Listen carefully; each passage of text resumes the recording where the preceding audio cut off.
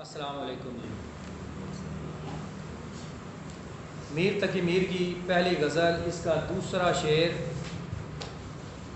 جس کی آج ہم تشریح کریں گے۔ نازکی اس کے لب کی کیا کہیے، پنکھڑی ایک گلاب کسی ہے۔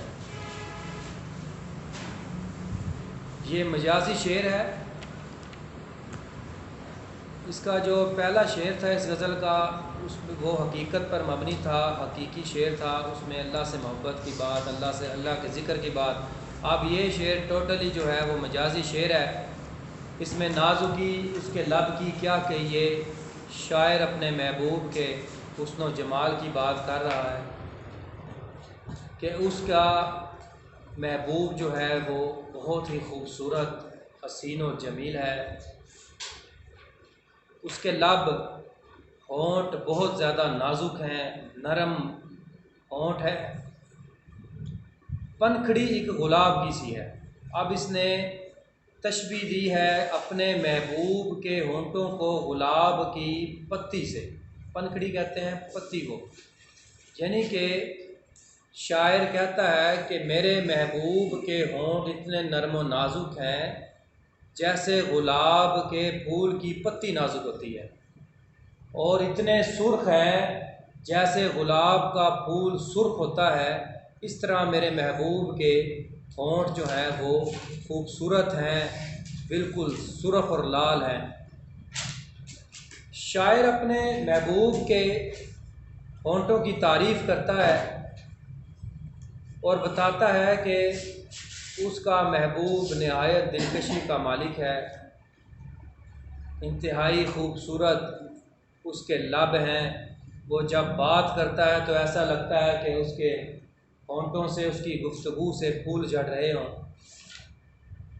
انتہائی حسن و نزاکت اور اس کے ہونٹوں کو بے مثال قرار دیتا ہے۔ در حقیقت محبوب مجازی کے ہونٹوں کی تعریف اور توصیف میں شاعر حدوں کو پار کر جاتا ہے۔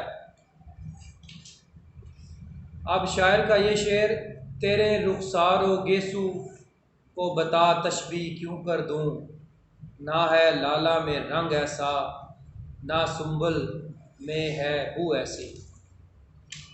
اب اس شعر میں دیکھیں شاعر انتہائی اپنے محبوب کی نزاکت کو بیان کرتا ہے کہ رخسار میرے محبوب کے اور میرے محبوب کے جو بال ہیں گیسو، اس کے رخسار ایسے سرخ ہیں کہ گلاب کے پھولوں میں بھی ایسی سرخی موجود نہیں ہے۔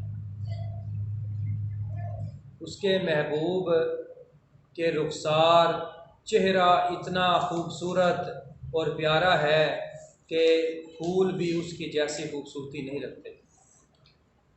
اور اس کے بالوں کی خوشبو کیسی ہے، گیسو، وہ کہتا ہے کہ سنبل کی لکڑی ہے، اس کی خوشبو بہت اعلیٰ ہوتی ہے۔ وہ کہتا ہے کہ اس کی لکڑی کی جو خوشبو ہے وہ بھی میرے محبوب کے بالوں کی خوشبو کے آگے ماند ہے، اس کی بھی حیثیت نہیں ہے۔ میرے محبوب کے بال اس کی سنبل کی لکڑی کی خوشبو سے بھی زیادہ اچھے اور بہتر ہے۔ در حقیقت شاعر تعریف اور توصیف کا یہ مطلب بھی ہو سکتا ہے کہ اس کا محبوب جو ہے وہ حسن بیان میں گلاب کی پنکھڑی کی مانند نرم گفتار ہے، اس کی گفتگو اچھی ہے اور وہ نازک خیالات کا مالک ہے۔